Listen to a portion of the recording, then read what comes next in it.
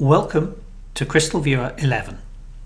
In this tutorial, we'll learn about the file browser, including how to find structures using the Sidebar collections and the Go menu, how to work with icon and list views, how to switch between folder and flat views, and how to personalize the program by adding file favorites and even your own structures to the library. Let's start by opening the program and looking at the window layout. Here we're looking at the program on macOS Big Sur, and the window has a toolbar at the top and it's divided vertically into three groups. On the left we have a sidebar with some folder collections inside. In the center we can see some thumbnails, and these correspond to individual files in your library.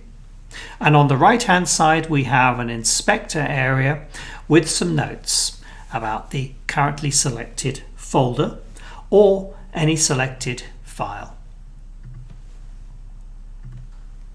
Now the sidebar is the key to the organization of the structures in the library, and it's divided into four sections. Starting from the top we have personal, file favorites, recently opened files, your own structures, user files. Then the meat of the library is the reference collection, and that's where the reference structures can be found. We have this gallery of structures that we provided as a bit of fun. And then you have the full materials library. We have a subsection of that containing just minerals. And then we have crystal structures of the elements. And you notice that as I select any of these, the corresponding items inside appear. Now below the reference library we have a learning collection, which is for teaching, and that's divided up into a series of subcategories: atomic radii, lattice types, lattice defects, polyhedral models, some rather fun models explaining how different crystal structures are built out of simpler components, a very detailed crystal chemistry library. We even have a quiz, and then below that we have our fourth section, selections, and these cross-reference the main library and are thematic. So asbestos minerals, battery materials, chemical weapons, explosives, extraterrestrial phases, food, fuel, gemstones, high pressure, and so on. There's something in there for everyone. You'll notice that there is a Go menu, which essentially duplicates the layout of the sidebar. The sidebar itself can be hidden to give you a little bit more screen space. We'll leave it visible for now, but we will hide the inspector and click on this little info button here, and the inspector is now hidden, and we have a little bit more space to look at our icons.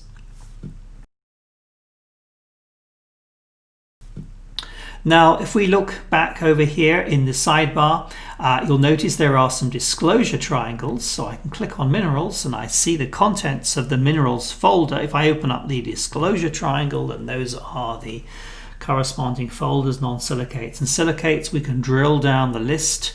Non-silicate minerals comprise many different chemical groups here. We've got borates, carbonates, and so on. I'm going to have a look at oxides. I could drill down further, but the list on the right hand side, this icon view, shows all of the contents of the oxides collection. So this is a subsection of our main reference library: minerals, non-silicates, oxides. And we can use the mouse, or in my case the trackpad, to scroll through this collection, and you can see a series of files corresponding to oxide minerals, and they each have their own thumbnails. Some of these thumbnails look like a stack of images because we have some multi-structure files included in the library. Here's a good example here. This particular mineral, when I move the mouse over that thumbnail, you can see different images appear. So this represents a multi-structure document. We have different views inside the file which allow you to look at different parts of the structure more easily. Now we can resize these thumbnails using the slider control in the toolbar. We can make them smaller, and we can make them pretty huge if we need to.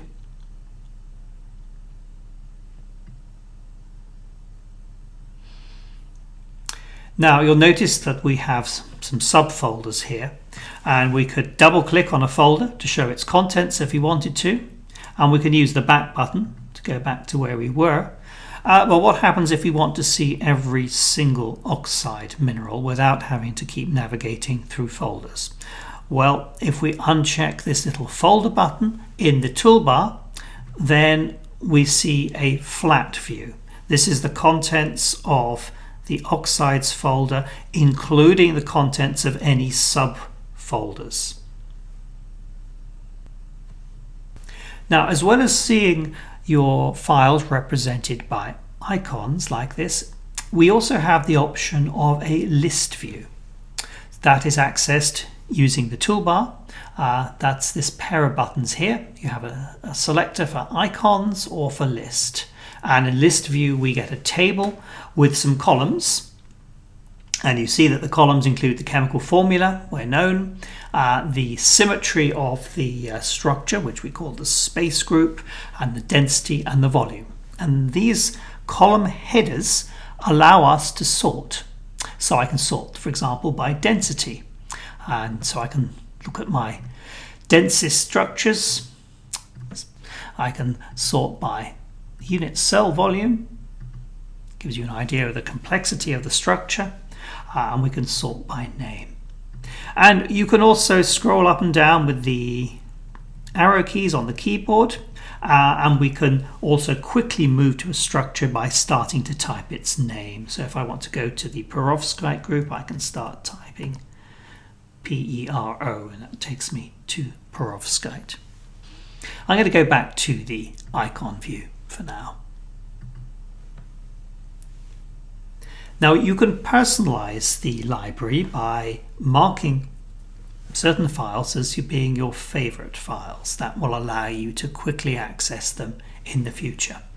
So let's scroll down here and find a favorite structure. Well, I quite like CrystalViewer, and if I select this icon, then I can go up to the toolbar and mark that as being a favorite, and you see a little love heart icon appears. Now there's actually a shortcut, which is you can click that directly to unfavorite the file. If you move the mouse over the icon, then you can see the little love heart appears, and you can click it to mark it as a favorite. And you can get to your favorite files by going back to the sidebar or to the Go menu and choosing favorites. And there's our favorite file. Now another way in which we can personalize a library is by allowing you to add your own structures to the library. And you do that using the user files collection. So I have an example on the desktop. I've created a folder, and inside that folder I have 4 Crystal Maker documents, and I want to add these to CrystalViewer. Now I can drag them in individually, one by one, or all together, or I can just drag the entire folder. So let's do that. So I'm going to add this folder to the user files group by dragging and dropping it into the library. And there's my folder. If I double click on it, I can see the contents.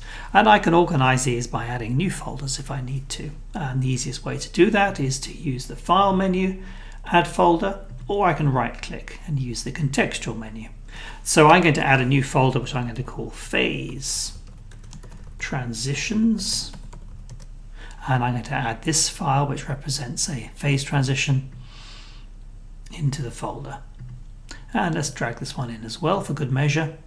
Let's have a look inside this subfolder. And I think I may have made a mistake. Maybe I didn't want that file inside that folder. I can drag it out. Now I can drag it using the sidebar. I'm going to drag this up to a higher level. And there it is again. So that's a quick overview of using the browser interface in CrystalViewer 11.